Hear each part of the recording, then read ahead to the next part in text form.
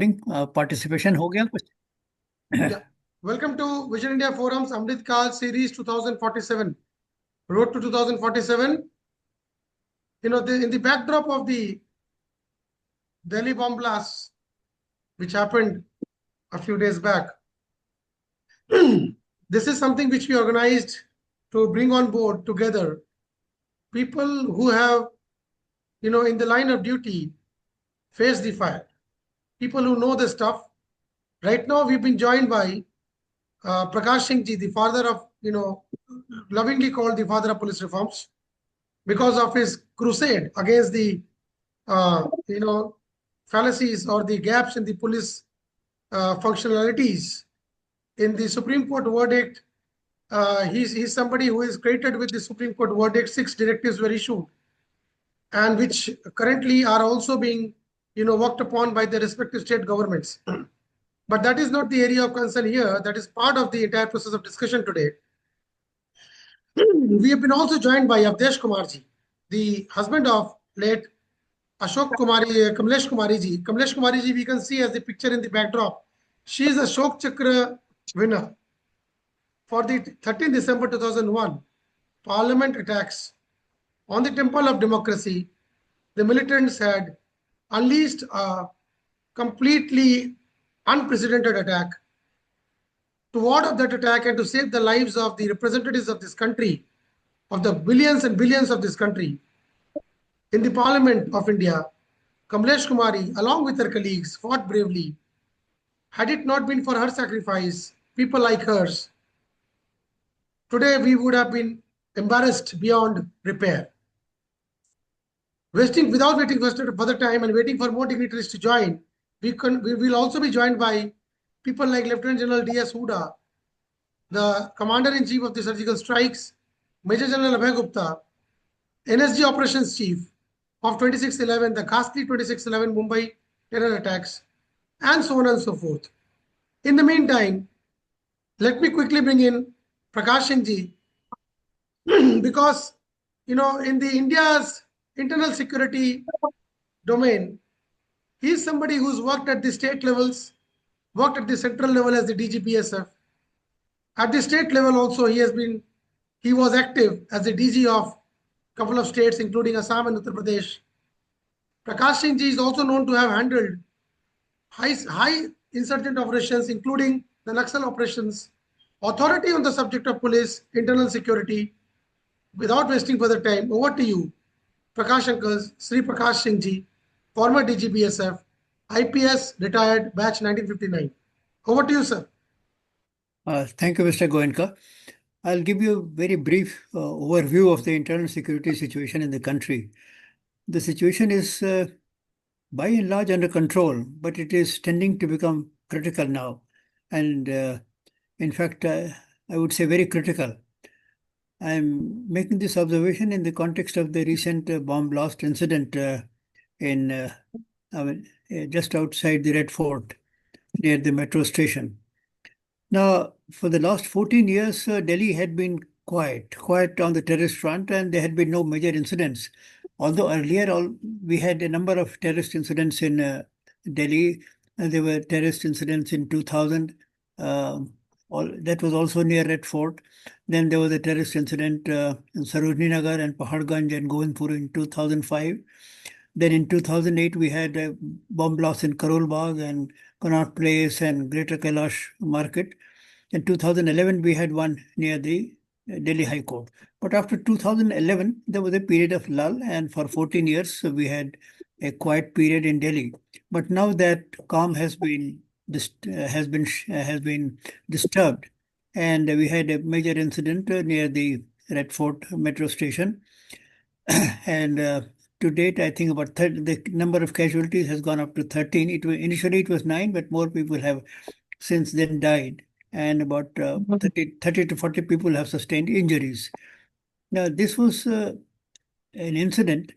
Actually, we should thank our stars that it was not a bigger incident, because the terrorists were preparing for multiple strikes in a number of different cities, And allegedly, I mean, that is the intelligence report that they were plotting that for 6th of December, the anniversary of uh, demolition of the Babri Masjid, or you can say the anniversary of demolition of the disputed structure in Ayodhya.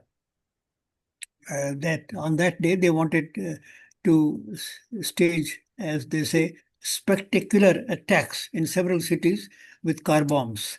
That was the plan.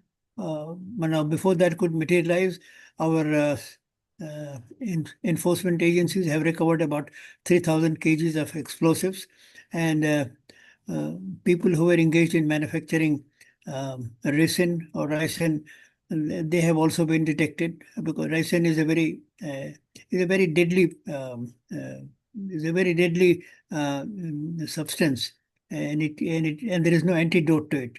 So that could have caused uh, mass casualties, because they were intending to mix that poison in the temple prasad. So all this has been averted, and although we have paid some price in the form of 13 lives, but the planning was for a much bigger, spectacular terrorist incidents in different cities with car bombs.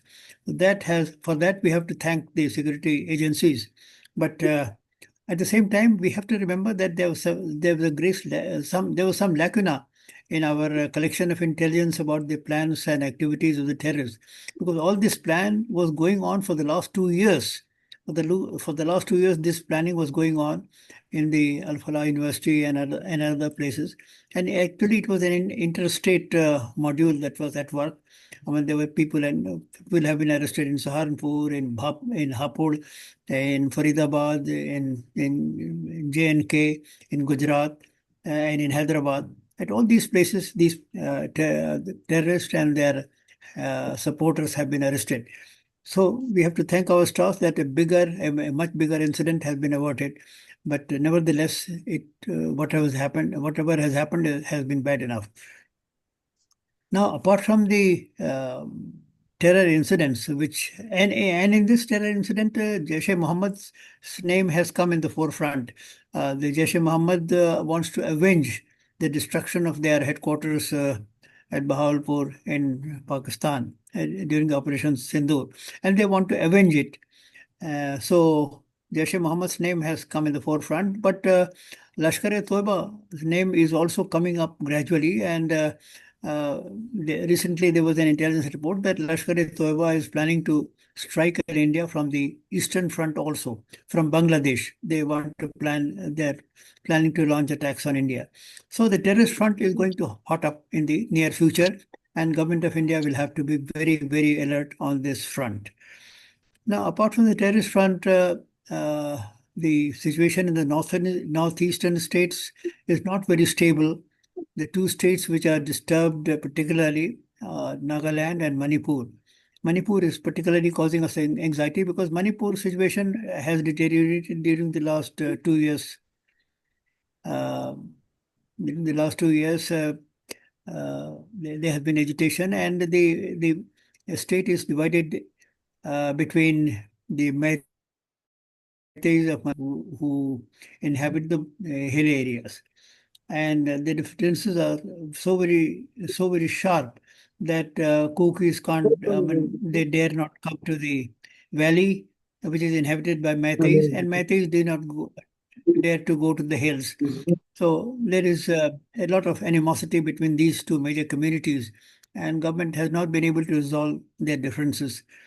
The latest reports indicate that there is a move to form a popular government, but that remains to be seen.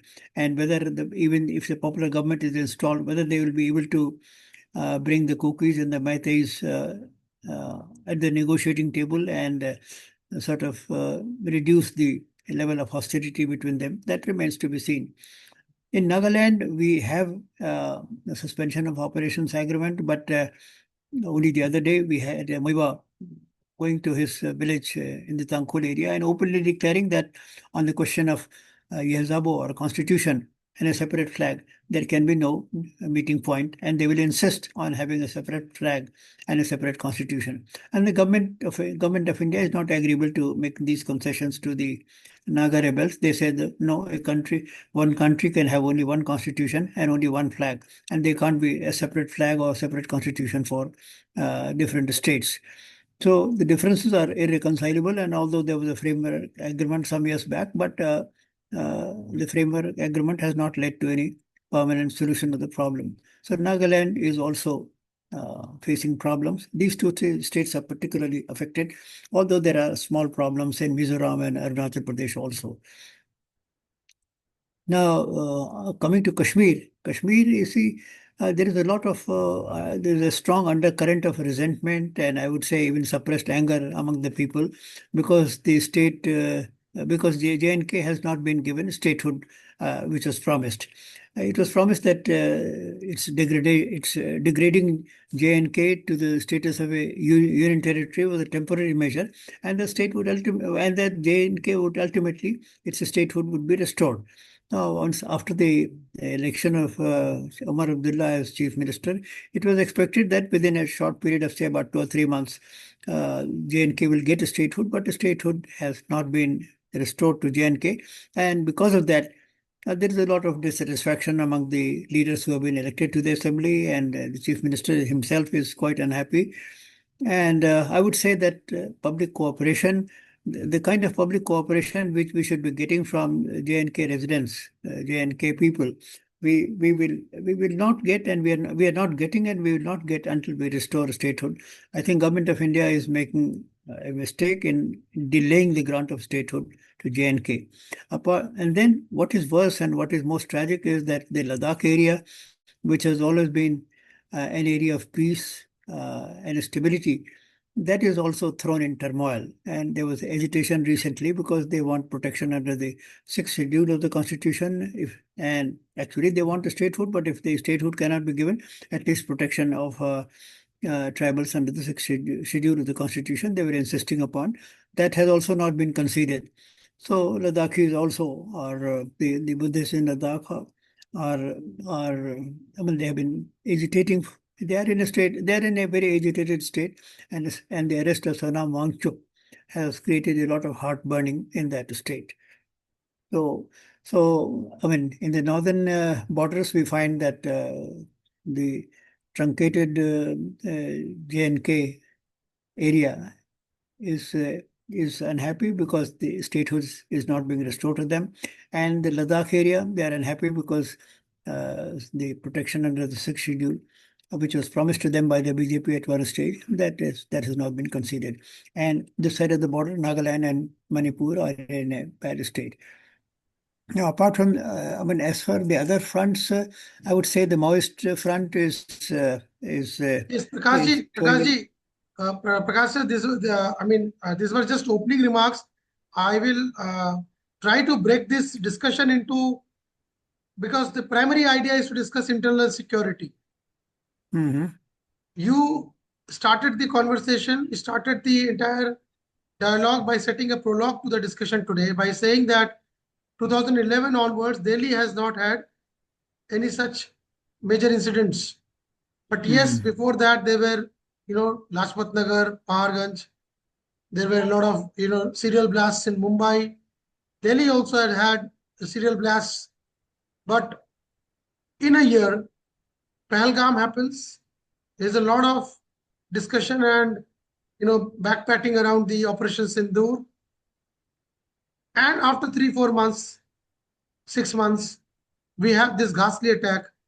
Now the reasons are still under kind of surmises as to what were the major reasons because of this Jaish-e-Mohammed or Lashkar-e-Toiba, etc. We will not delve much into the political aspects of the reasoning behind terrorist attacks or for kind of insurgencies.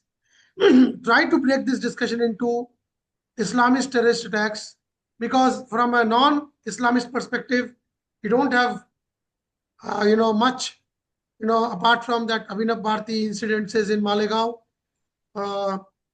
Then there are these Naxal movements, which today, as per the reports of the media, reports of the MHA and the proclamation by the MHA, including the Honorable Minister, Honorable Home Minister, is that Naxalism is now literally being truncated, eliminated from the territory and the soil of India. Finally, we also will talk about, we'll also be talking about, in terms of the ultranationalism, ultranationalism leading to such kind of incidents. Ultimately, all this point towards a security kind of a scenario. So we will try to break this discussion. So you have laid the prelude or the prologue by setting the tone. Let me quickly bring in and welcome Lieutenant General D.S. Hooda. We were also having with us Abdesh Kumarji, the husband of the Ashok Chakra Vijeta, Kamlesh Kumari in the parliament attacks, because the parliament session is about to begin on the 1st of December. We have with us a very senior, a very important dignitary, 2611 NSG Operations Chief, Major General Abhay Gutaji. So he is going to be somebody who's going to tell us the differences or the gaps in the coordination between the paramilitary forces, between the and the state polices. Because without the state law and order and the paramilitary coordination, internal security will always keep rearing its ugly head. General Hooda was somebody who headed the Northern Command in the surgical strikes. General Saab will bring you in very shortly. Dr. Prakash Singhji is with us, lovingly known as the father of police reforms. Now, I'll quickly bring in, Lieutenant General Hooda. General Hooda, surgical strikes were a great, retaliation to what happened. Pahalgam happened, then we had Operation Sindoor. And within 3-4 months, this huge incident happens at the heart. Again, they have struck at our, kind of a self-respect. They have tried to trample and play with our self-respect by hitting at the central district, at the Red Fort, the heart of India. Not geographically, but yes, sentimentally, economically, politically. They have again hit us hard. In 3-4 months' time, the backpatting and the KBC shows were still not over on Operation Sindoor. And here we have an attack. What makes this security lapses? Is there a problem with the at the organizational front?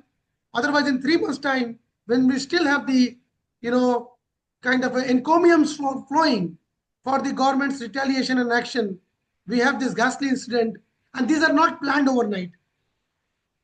These have not been planned overnight. You cannot plan 3,000 kilos of ammonium nitrate across cities and states and suddenly come in the center of Delhi in front of the Red Fort and blow up countrymen. What is the problem? Look, I think one thing that we need to clearly understand is that the nature of the adversary and what Pakistan is. We also need to be clear as to what we have been able to achieve through cross-border military operations. I think the operations tactically were excellently and very well done. But we need to be clear. We are patting our back too much and saying, look, this is one thing that is now going to deter Pakistan. And I think we don't understand the nature of the beast that is facing us, that it's not going to be so easily deterred. Please look at how the Pakistan army sees India and sees the Indian forces. In their view, and they talk about it, that India is an existential threat. They talk about Pakistan is the only country which is able to resist South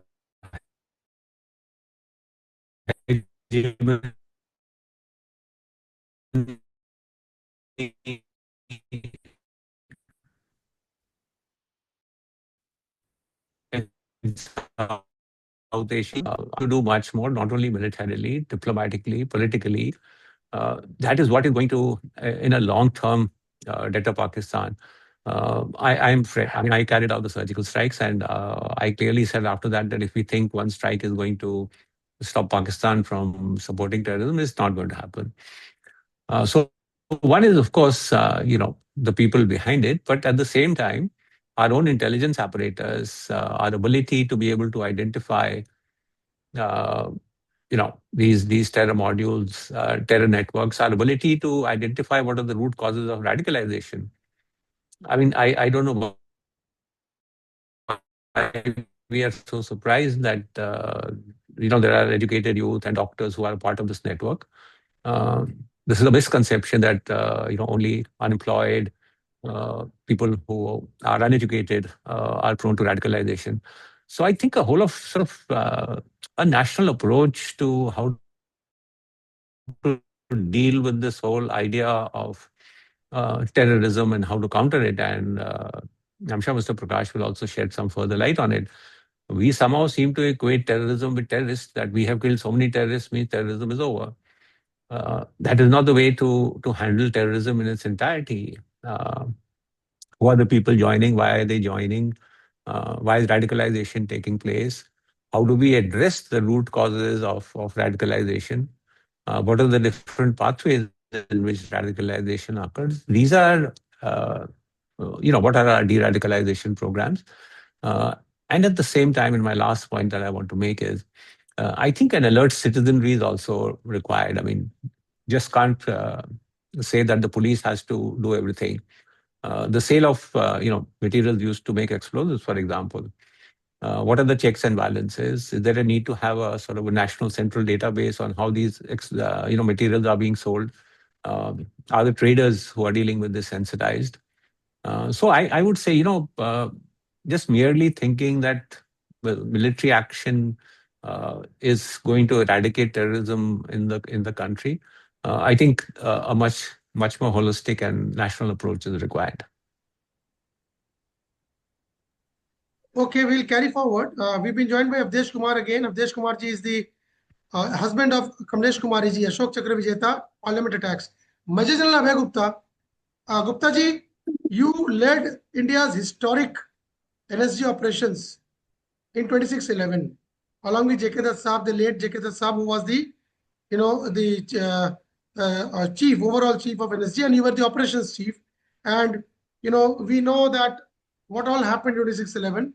But having had a lot of discussions with you around the 2611 operations, I realized there was a huge area of improvement possible or pending, or a gap area between the coordination between the paramilitary forces, the central government authorities like the MHA, and the police at the ground level.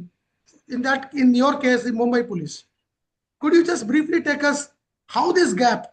We will not bring in the Navy and all that, because we had different shows wherein Ravin Dhawanji, the former chief of the Navy staff, was asked to tell us how that huge convoy could pass smoothly, sail through the waters and land on the coast, and how they could just enter the city.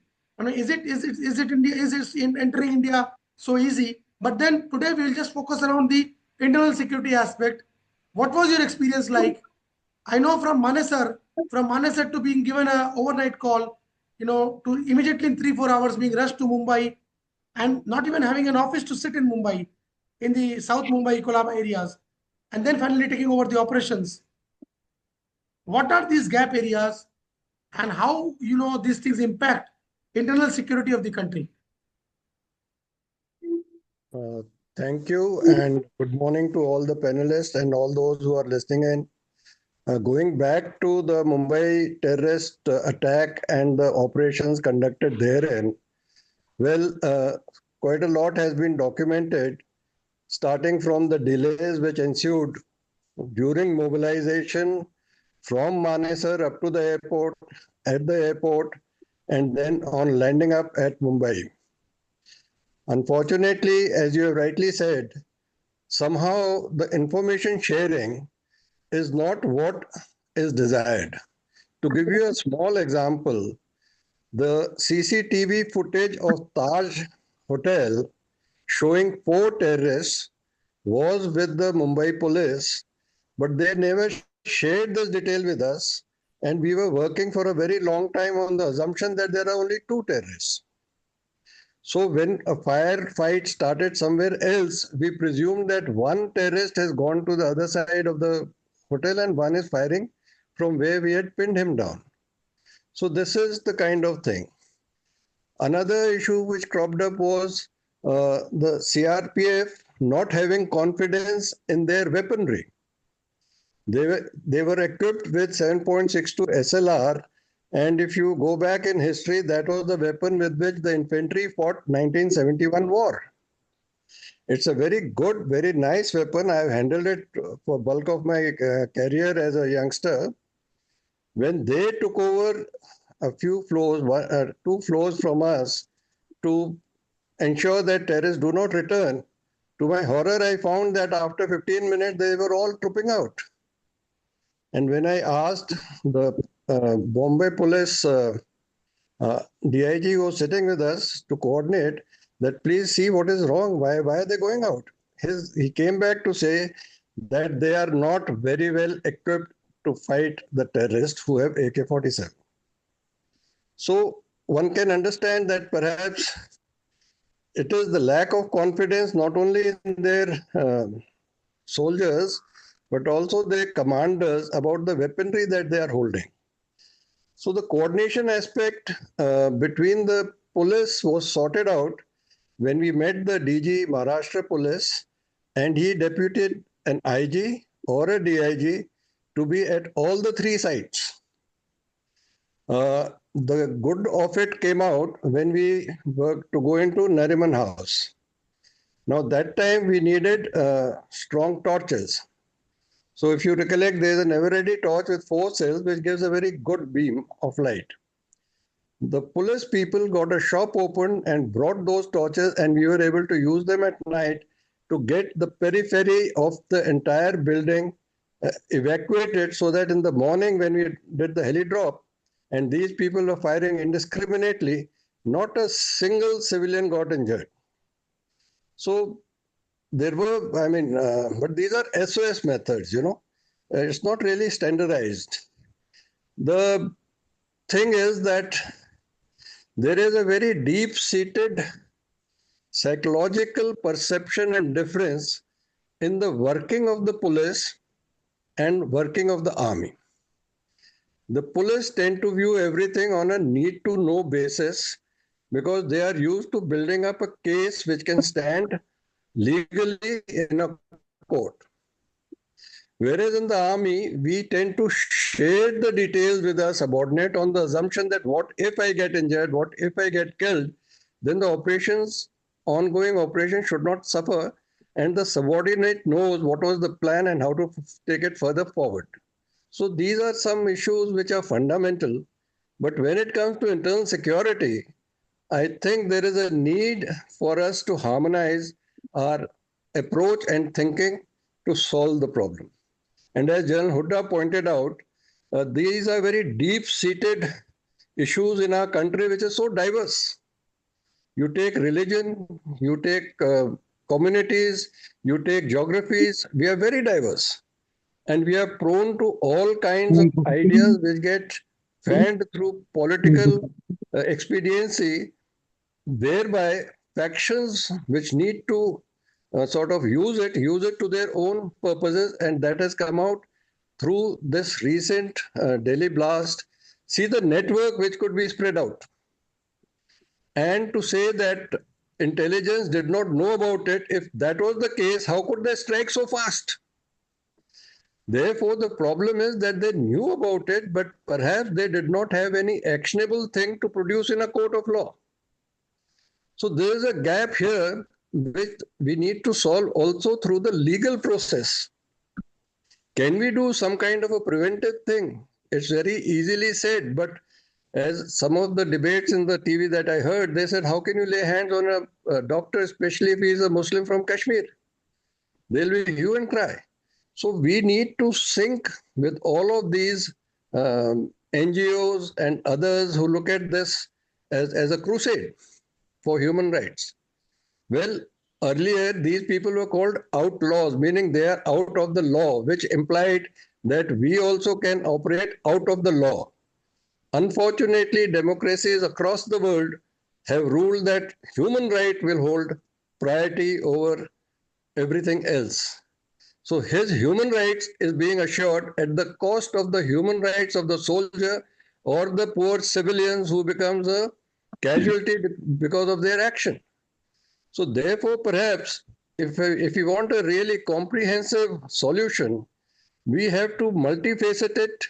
We have to go through the legal route. We have to tackle the NGOs. Attempts by the government have been made to see foreign funding of the NGOs, the funding of the organizations, terrorist organizations. Now, here is a case where well-educated people, doctors are considered next to God because they save lives. But the same doctors are now working to take lives. So, what more brainwashing can be done? Imagine a very well educated doctor who has been practicing for over a decade goes to this extreme extent that he blows himself up, which we expected out of only illiterates coming through the terrorist Yes, General factories of Saab, Pakistan. General Saab, I'll bring you in again because we will 30 minutes, by 12:30 we will probably try to close the show. But let me quickly bring in Avdesh Kumar ji.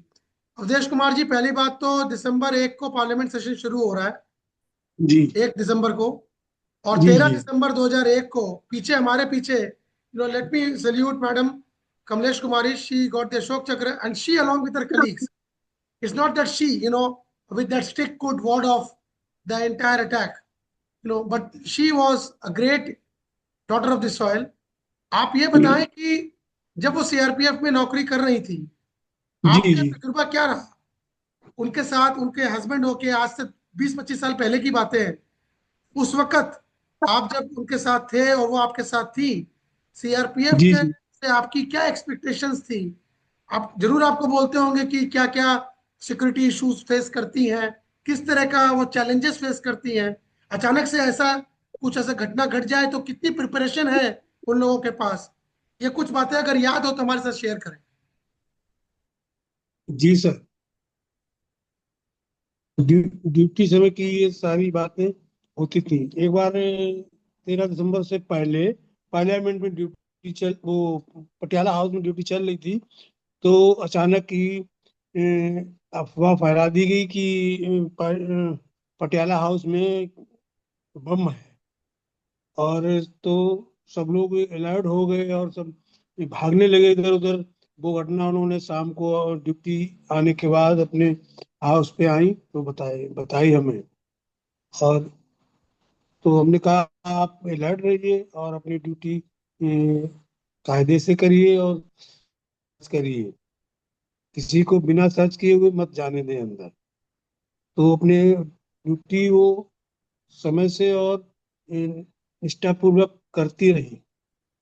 उसके बाद वहां से duty हट गई और parliament में लगा दी गई। पार्लियामेंट में भी एक कभी कभी ऐसा होता था, कोई सर्च नहीं देना चाहता था कि हम सर्च नहीं देंगे, तो हमने कहा नहीं, सर्च सबकी आप लीजिए, तभी आप उनको एंट्री दीजिए, नहीं तो नहीं, नो बोल दीजिए। और आपके ऊपर और भी अधिकारी वहाँ साथ में होते हैं, उनको सूचित करिए कि ये सर्च नहीं दे रहे हैं। उसके बावजूद भी इतनी बड़ी घटना हो गई पार्लियामेंट अटैक में। पार्लियामेंट 13 दिसंबर को अचानक आतंकवादी घुस गए और उन्होंने हमारे This is a very practical point. All the listeners to whom this video will be going, including the PMO, this is a very practical point. 6 months back, I was at the Rail Bhavan myself. In the Rail Bhavan, a couple of big SUVs come, they come out, people come out, and they just walk in, without the security searches happening. They just walk in and then they're asked by the chief of the security standing on this is inside the building. I'm not talking about the entrance of the Rail Bhavan. I'm talking about the building, the complex where the ministers were sitting. When they enter, they are asked, they're subtly stopped, but the person who was leading the pack says, I'm an MP, and he just walks in. This happened right in front of my eyes, and I was just wondering, even if he's an MP, how secure are we as a nation if he's allowed to walk in along with his bandwagon, without being searched? Exactly what Avdesh Kumar ji said. Otherwise, how could people just walk in such important buildings and then blow them off in India? When we have a cavalcade or an entourage of security personnel around such important buildings, which represents the pride of the nation. I will quickly bring in Prakash Singhji. Prakash sir, Naxal operations, Amit Shah ji is saying almost Naxals have been eradicated, eliminated from the nation. Chhattisgarh, in fact, in the last 10 years, Naxals have been responsible for the major terrorist or the ghastly attacks in the nation, more than the Jaish-e-Mohammed or the Lashkar-e-Toibas and all that, or the Indian Mujahideens. But we see that the Naxal operations, according to the Honorable Home Minister, are now almost done with. We've had huge, unfortunate history of train blasts, especially the train blasts, which have been blowing up right from the Ganeshwari to the blast that happened in Maharashtra, etc., in Bengal. So, what is we also had heroics on the Naxal front with K. Vijay Kumar, kind of top IPS officers, Mr. Durgaji, who led the Cobra operations, who were responsible for wiping out the phenomena called that Virappan. So now, Prakash sir, your take on Naxalism today as it stands, and how important is it has played a role in terms of kind of breaching India's security cordons. See, the Naxal problem was extremely serious, and at the beginning of the century, I still recall Prime Minister Manmohan Singh saying that this is the biggest internal security threat to the country, and that was at that time. I remember 220. I repeat, 220 districts of the country were affected by Naxal violence. Now, since then, when there was Operation Green Hunt, as it is popularly known, but officially they don't recognize this operation. But the fact is that when Mr. Chidambaram became the Home Minister, he sent paramilitary forces in large numbers to all the Naxal-affected states, and since then, massive operations have been undertaken. Now, the BJP government gave fresh impetus and greater momentum to the anti-Naxal operations, and the Home Minister set targets. And as a result of that, the intensification of operations, there have been large number of surrenders, large number of killings, and a number of Central Committee and Politburo members. They have been either liquidated or they have been arrested.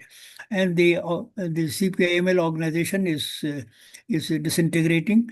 And their morale is very low. And there is every possibility that by the end of March 2026, a target date set by the Home Minister, the problem would be almost over, because the surrenders are taking place in very large numbers.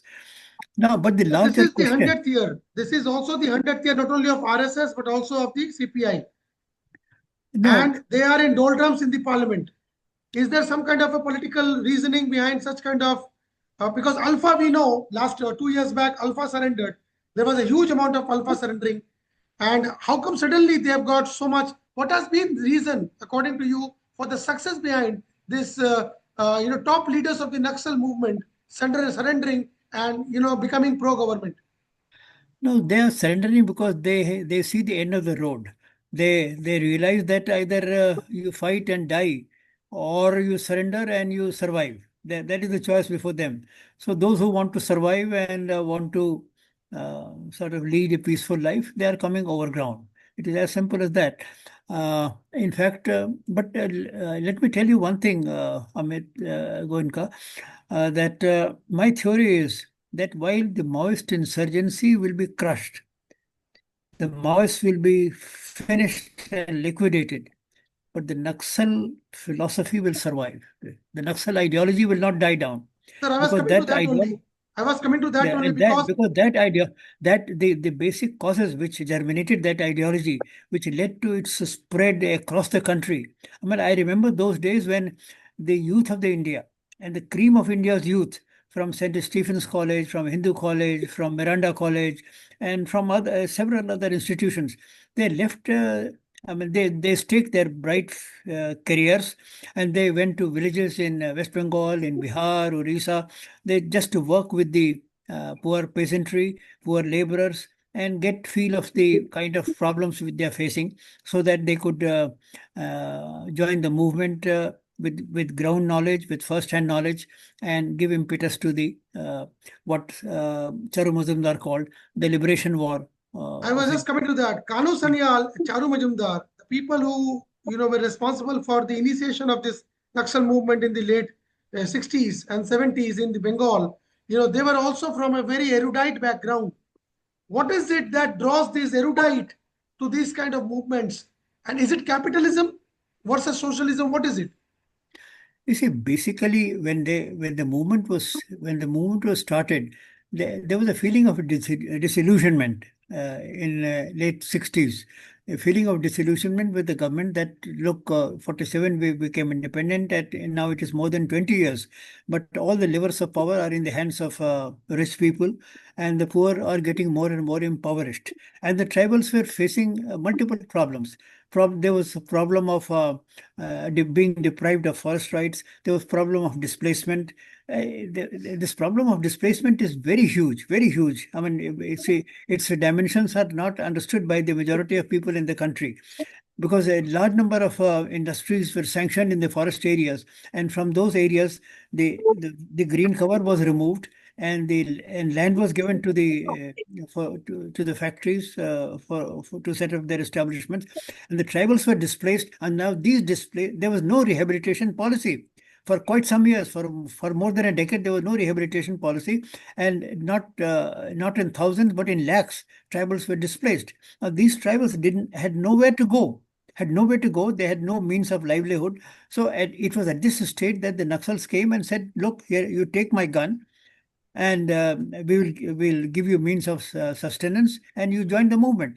Now, they had no employment opportunity, and the moment they got a gun, they got respect in the villages. Every village they went to, oh, here a Naxal has come, you must entertain him, you must feed him, you must give him rest, and you must look after his needs, because if you don't, otherwise he may come with a gang tomorrow and kill them.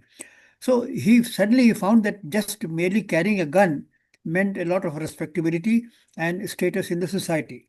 So a large number of tribals therefore joined the movement. For them, you see, Maoism meant nothing for them. They never understood what is Marxism, what is Leninism. But for them, they found that here are a group of people who are giving them respectability in society, and who are giving them a weapon with which they can survive. So, I mean, Today, do you think the situation is improving? Because the same problems of forest being, deforestation happening, same problems of land displacement, same problem of, capitalism spreading its wings by unauthorized acquisitions, same problem of huge green violations is surmounting by the day. And then we have this month as the tribal month, because tomorrow is the 150th anniversary of Birsa Munda Bhagwan, the god of tribals. And this is the 15th fortnight period of the tribal welfare. Government is organizing a lot of tribal fairs across the country, but these tribal fairs where nobody was going to go and buy anything, or probably the Minister of External Affairs along with TriFed organizing such tribal fairs or tribal kind of collaborations with so many, Indian embassies abroad across the world. What has it led to? Has it given them food? So if they've not got food, they've not got employment. NSDC is in doldrums, skilling is in doldrums. We are looking at solar, we are looking at artificial intelligence. Where are these tribals headed? And then how is this problem not going to boomerang or come back to us again? And internal security again is going to face a huge problem, because this Naxalism is not about a particular movement of Maoism, Leninism, Marxism, or Kremlin philosophy. It's about food. It's about economy. And the same problems happened in Northeast. The same problems happened in the Red Corridor. The same problem is going to start again recurring if these basic human needs are not tackled. Your take on it, sir? You see, Northeast problem is different. There is a question of identity. That yes, I'm Naga. I have always been independent. Now, all this is a false propaganda, mind you. But this kind of identity has been given to them, that you were subjugated by the British. Therefore, you became a part of British India. You were never a part of India before that, and therefore, with the departure of the British, you become ipso facto independence. I mean, this is a false narrative, but this has sunk in the minds of a sizable portion of the Nagas. So, Northeast is a different problem of identity, problem of separate nationalism. But in the tribal areas that we are talking of, it's a different problem. Now, if you read only today's paper, I think today or yesterday, the Saranda area was infested by Naxals. Now, that has been cleared by the security forces. Now, after it has been cleared, now the corporate groups are wanting to establish their industries there. And on the other hand, there are people, the sons of the soil, they are saying that no, this should be declared as a sanctuary. Now, the matter has gone to the Supreme Court, and Supreme Court has said that no, this should be declared a sanctuary, and so that the designs of the corporate groups is frustrated. But this is an ongoing struggle. Now, in the Gadchiroli area, which was infested by Naxalites, there also the industry representation is already there. Now they want to expand there. They are seeking more land to expand their industries. In Chhattisgarh, information has already come that the tribals are sitting in dharna that the mining lease should not be given in this area, which is inhabited by them.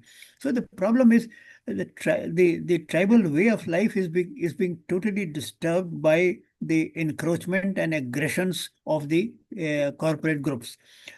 So this is going. This is so. This my take is that the Naxal ideology may be under a different label, maybe under a different form, but it will some kind of problem will erupt again if government rides roughshod over the needs, dreams, and aspirations of the tribals. Okay. Now, we'll just divert a little bit now. Again, the General Hooda, you led the army in the surgical strikes, and that was a retaliation. But from the army's perspective, there have been many such operations, including the Akshardham. There have been operations across the country, wherein the army has been brought in, for internal security purposes, which has not been a result of not only of terrorist or Naxal attacks, but also because of ultranationalism. How do you think army can be more utilized in terms of coordinating with the state police levels so that this internal security problem can be probably tackled more effectively?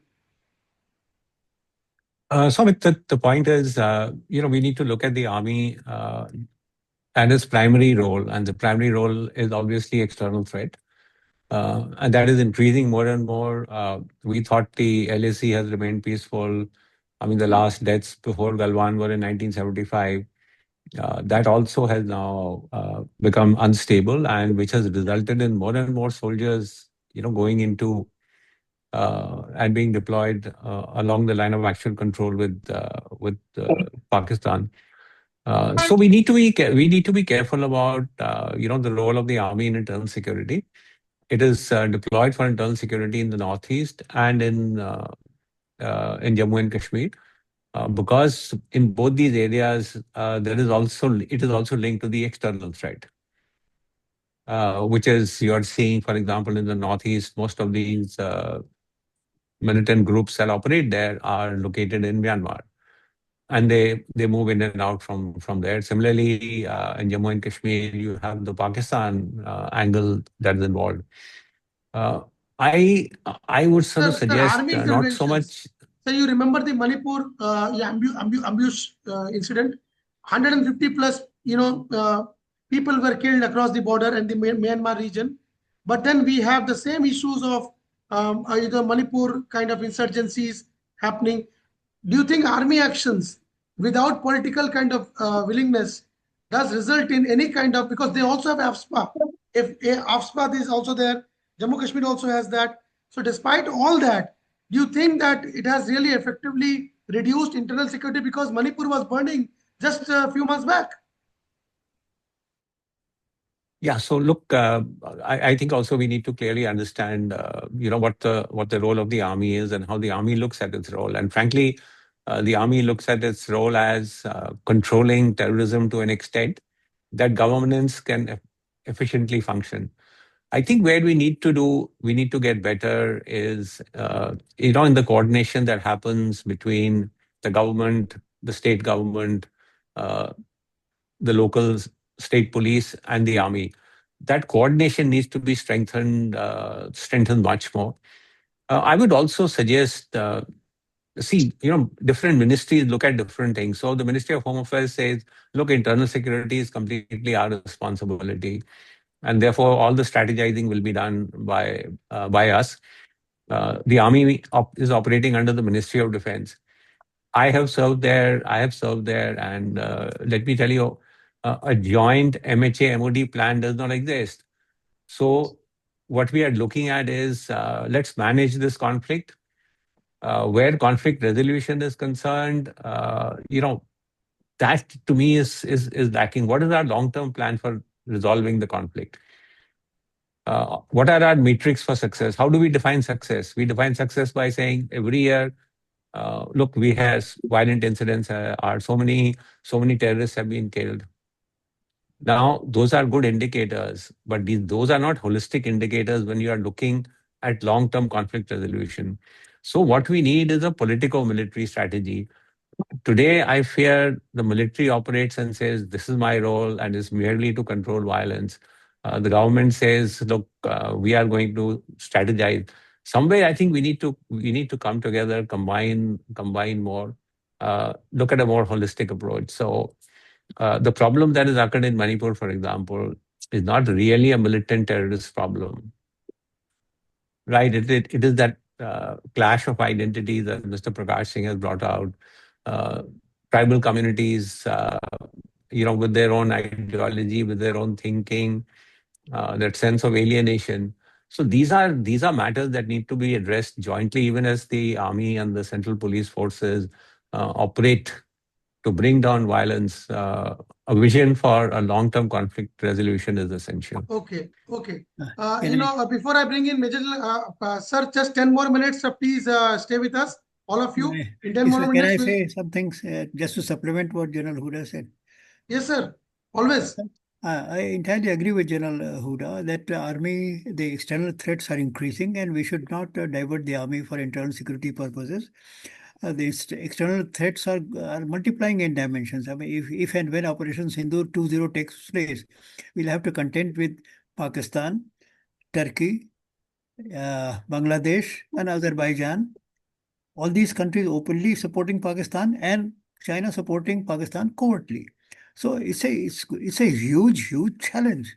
Army must not be involved in internal security problems. We need their. What about the US and the UN? Are they not supporting Pakistan? नहीं, वो तो support करेंगे, diplomatically करेंगे, कुछ चालबाजी से करेंगे, ऐसे वैसे करेंगे, पर ये लोग तो हथियार से करेंगे. The vice chairmanship has been given to Pakistan for the Security Anti-Terrorism Council. अब वो तो देखिए तमाशा है, एक तमाशा है. सऊदी अरेबिया ह्यूमन राइट्स का इंचार्ज बन जाता है, पाकिस्तान एंटी टेररिज्म के बन जाते हैं. Is some kind of a joke on. And Afghanistan is also coming and going, in and out. After all the women empowerment talks. Let us concentrate on our problems.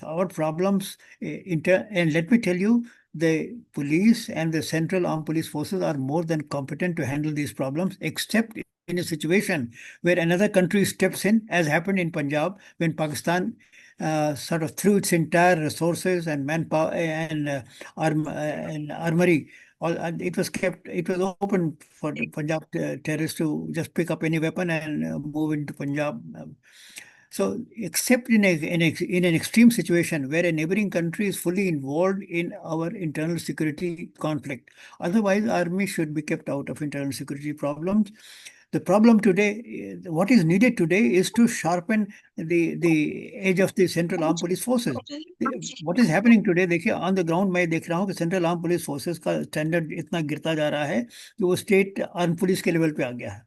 और state arm police का level state के civil police पे आ गया है, और state के civil police का level state के होमगार्ड पे आ गया है. तो instead of sort of improving their service conditions, improving their discipline, improving their morale, and giving them good leaders. Giving good leaders is also very essential. I mean, recently I had an argument with the Home Secretary that you should have some yardsticks for posting heads of Central Armed Police Forces. कैसे आप post करते हैं? I mean, somebody who has not put on uniform for 30 years, suddenly you make him head of a Central Armed Police Force unit. This is not done. So, I mean, if you don't give good leaders, if you don't get good weaponry, if you don't improve their discipline, their morale, once these things are addressed, the Central Armed Police Forces are quite competent and capable of handling all internal security situations, except when a foreign power is directly involved in any internal security, in any theater of conflict. Sir, General Hooda led a very important point about the, not having a single kind of a coordinated document between the MOD and the MHA. For example, I'll talk about the Bangladesh border. You were the DGPSF, and now then you also had your son, Pankaj Singhji, the former deputy NSA, as the DGPSF. The chicken's neck, as we know, Siliguri corridor, which connects 8 states of Northeast. which has got borders porous with all so many countries, Myanmar, Bhutan, China, Bangladesh. There is this BSF, which is in charge of almost 4,200 kilometers of transparent border, with India. Now, this, do you think, is not posing, especially in the political scenario, wherein there is so much talk around the immigration and the vote bank politics happening from the states, the federal states? Do you think how this particular problem can be tackled by people who report to such political masters? Especially when the borders are porous, when the political, we have SIR now, which is supposed to take care of the border problems also. So how do you suggest a solution to all this? Okay, this is a subject on which I can speak for half an hour, but I will take only 2 minutes. In a recent article which I got published, I mean, I had a lot of hesitation in writing that. We have at least 3 to 4 crore Bangladeshis in India, illegal migrants. We tell Bangladesh that either you take them back or give us that square kilometer of territory which is essential for locating them. And this territory we should insist on having in the Rangpur division of Bangladesh.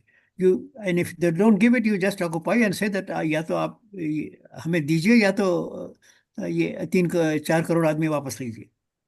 And that solves the problem of chicken neck. 60 lakh people, when they come in, there was a war.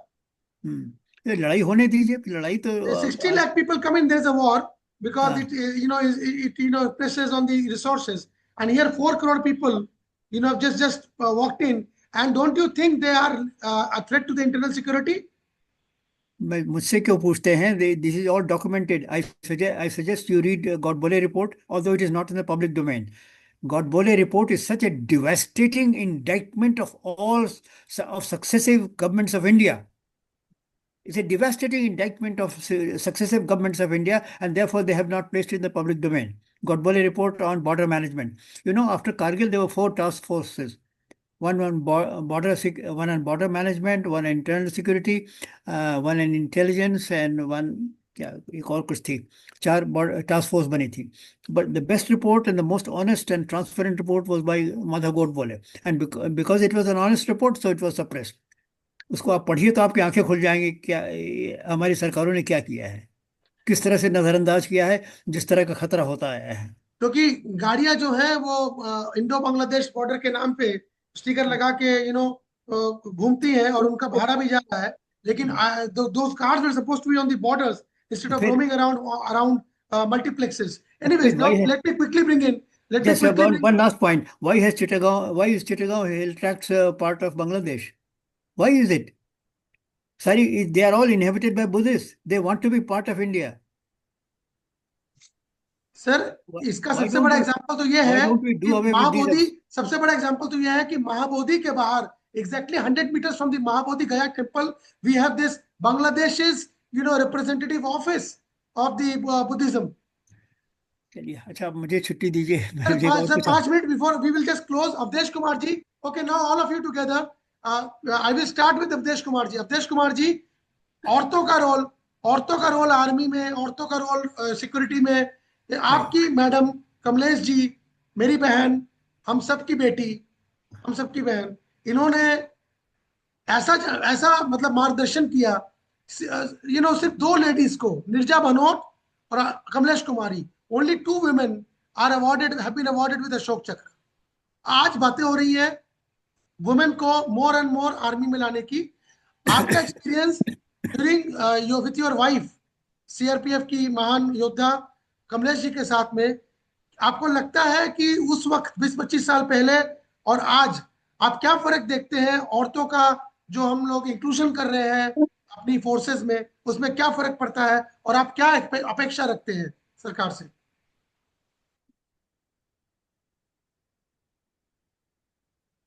Please excuse me, I'm going. Yeah. Okay. Awadhesh ji sir, आपसे मैंने पूछा औरतों का role.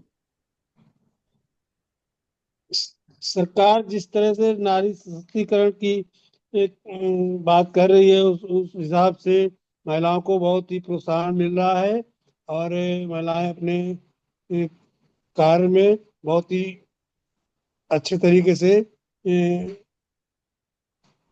आगे बढ़ रही हैं। नहीं, आपके समय जब वो मैडम थी सीआरपीएफ में, उस वक्त जी किस जी तरह की परेशानियां फेस करते थे? कम से कम उसके बारे में दो चार चीजें बता सके तो। एक औरत होके उस जमाने में 25 साल पहले या 35 साल जी पहले जब उन्होंने ज्वाइन किया। जी जी हाँ, उस समय तो काफी परेशानियां आती थी, क्योंकि महिलाएं कम ड्यूटी करती थी और सभी लोग कहते थे महिलाएं ड्यूटी करेंगी और आप कहाँ रहेंगे, कैसे रहेंगे, ये सब चलता था। लेकिन नहीं, उनकी अलग सोच थी और वो बहुत महान थी। उनकी सोच बहुत अच्छी थी सभी के लिए, और उन्होंने सबको एक नई दिशा दी अच्छा, और नाउ अपने अपने पद पर सही तरीके से निर्वहन किया, जिससे देश को बचाया जा सका, हमारे भारत के संसद भवन मंदिर को बचाया जा सका। क्या उनको कोई किसी तरह की वेपन की ट्रेनिंग दी गई थी?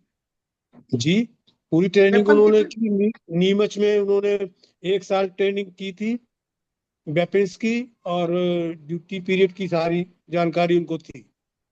और पार्लियामेंट में जब अटैक हुआ था उनके हाथ में छड़ी थी या वेपन था? नहीं, वेपन्स वहाँ नहीं दिए जा रहे थे, क्योंकि वहाँ बिना वेपन्स के ड्यूटी की जा रही थी। चलिए, बहुत अच्छी बात। दूसरे हाँ, सीनियर वेपन्स सीनियर टेररिस्ट के जो पास थे, अधिकारी थे हमारे उनके पास पास छड़ियां थी। वेपन्स थे। वेपन्स टेररिस्ट के पास थे, हमारे पास छड़ियां थी। ठीक है, अब हम आगे नहीं बढ़ते नहीं हैं सर, वो बिफोर वी क्लोज। जो सीनियर हुआ करते, जो उनके सीनियर अधिकारी थे, उनके पास वेपन्स थे। ये कांस्टेबल रैंक के जो भी वहाँ ड्यूटी पर थे, उनके पास नहीं होते थे। जो सीनियर अधिकारी थे उनके पास होते। General Huda, your take on women in the army, women in the forces, police and CAPF. No, I think it's they perform an essential role. I have no doubt about it, and the women officers that I have seen in my service are as professional as anybody else. There is an issue, Amit, regarding can we give them combat roles, and that is something I think because of the way we are deployed in forward areas where really some specific needs of women cannot be met, but otherwise, they have now been granted permanent commission. They are being increased in different roles. And I think they serve a very useful purpose. And when we are talking of internal security, I think they bring in some essential qualities, that are required. So Yeah, I'm I all was coming to for. that only. The reason I picked up this, because this is not a women empowerment show. We'll be having one physical meet, hopefully at the end of this month before the parliament session, with Abdesh ji leading the show for us, in the kind of memory, and memory of Kamlesh Kumari, Ashok Kumari Chakra Vijeta.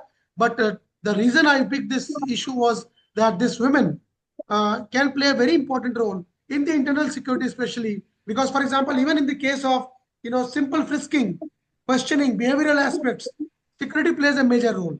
And a lot of times women have an advantage over men in terms of tackling such situations. Major General Abhay Gupta, finally NSG and women. Thank you, because I had the privilege of having women officers and commandos within NSG organization. And that time also the thrust was to give them more operational kind of commitment.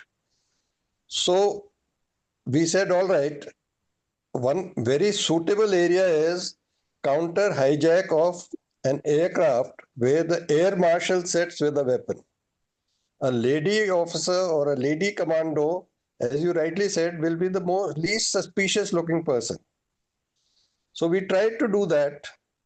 The DG was pushing. The Home Minister, when he came for NSG Raising Day, said, why don't you give extra roles? So he was pushing for it. Then I said, fine, let's put them through training. So when we started doing the training, then I said, all right, the DG questioned that, why is this sort of, just lingering? I said, all right, they have their respective COs who are drawn from the CRPF, BSF, etc. That is the SRG, Special Rangers Group. So let's ask the COs and give a commitment. The COs refused to give a commitment in writing that they should be employed in this role. Then we had the lady officer who was equivalent to a major. We asked her. She says, no, I am also refusing this. So finally, we ended up with them doing what they were doing earlier. As you rightly said, frisking at the main entry point in Manesar and in the DG headquarters. So the point I'm making here is, we assume so many things that they are capable of, but when you go to them and when you see their sort of, abilities which they perceive for themselves, they are hesitant. And maybe that their comfort zone is around the kind of duties that they are doing. Notwithstanding the fact that they have excelled, like in the Air Force, they are flying fighter aircrafts, helicopters, everything. In the Indian Army, the signals, the EME, the ASC, the ordnance have had women officers for nearly 2 decades now, and they're doing a good job. But as General Hooda said, when it comes to a combatized kind of a role, many other factors kick in, which we all understand. So they are good, but there is a limitation up to which you can sort of take them forward in operational commitments. So there's a lot of thinking that needs to be done, so that we can produce, mentally, you can see that nobody would have prepared Kamlesh Kumari specifically for that particular heroic. Kamlesh Kumari ji ko kisi ne taiyar nahi kiya hoga alag se, but she did it. It's a matter of the institution, not all's lost. It's a nation of nation lovers. Everybody has a, kind of a spirit for nationalism inside their heart. And that is very evident from what happened on 13th December 2001. It is only a matter of bringing out the potential and trying to optimize the potential of each and every individual, and having a very, very scientific way of and scientific approach towards maximizing and optimizing the potential of this largely unutilized women workforce that we have in this country, instead of only adding to the labor numbers by giving them menial labor jobs. It is going to be much more worthwhile if we can think about utilizing their capabilities, and not be ashamed, in front of even the Naxals, who probably have utilized the women workforce much more effectively than we have till now. But it's high time that internal security takes advantage of this huge unutilized resource instead of just walking around television channels for TRP ratings. Thank you so much. Thank you so much, everybody. Jai Hind. Namaskar. Yeah. Jai Hind.